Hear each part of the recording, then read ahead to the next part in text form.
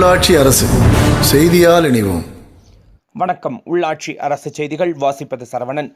கோவை மாநகர் வட்டம் திமுக கணபதி பகுதி கழகம் சங்கனூர் கருப்பராயர் கோவில் அருகில் 44வது வட்டக்கழக முத்தமிழறிஞர் கலைஞர் படிப்பகம் மற்றும் கிளைக்கழக அலுவலகத்தை கோவை மாநகர் மாவட்ட திமுக பொறுப்பாளர் நா. கார்த்திக் சட்டமன்ற உறுப்பினர் திறந்து வைத்து கழக கொடியினை ஏற்றி வைத்து சிறப்புரையாற்றினார்.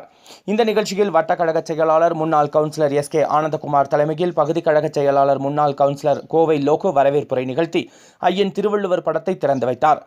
மாவட்ட பொறுப்புக்குழு உறுப்பினர் சா. குப்புசாமி மன்ற பெயர் பலகையினை திறந்து வைத்தார். தந்தை பெரியார், பேரறிஞர் அண்ணா, முத்தமிழறிஞர் கலைஞர் ஆகியோரின் திருவுருவ படத்தினை பாப்பநாயக்கனூர் பகுதி கழக பொறுப்பாளர் வடவள்ளி வா. சண்முக சுந்தரம் ஆகியோர் திறந்து வைத்தனர். வட்டக்கழக நிர்வாகிகள் பி.ஆர். சுப்பையன், கா. பழனிசாமி, ராமசாமி, நாச்சம்மாள், சி. கருப்புசாமி, சி. ஜெயச்சந்திரன், ஜே. ராமச்சந்திரன், ஆ. பூபாலன் முன்னிலையில் மு. ரமணன் நன்றியுரையாற்றினார்.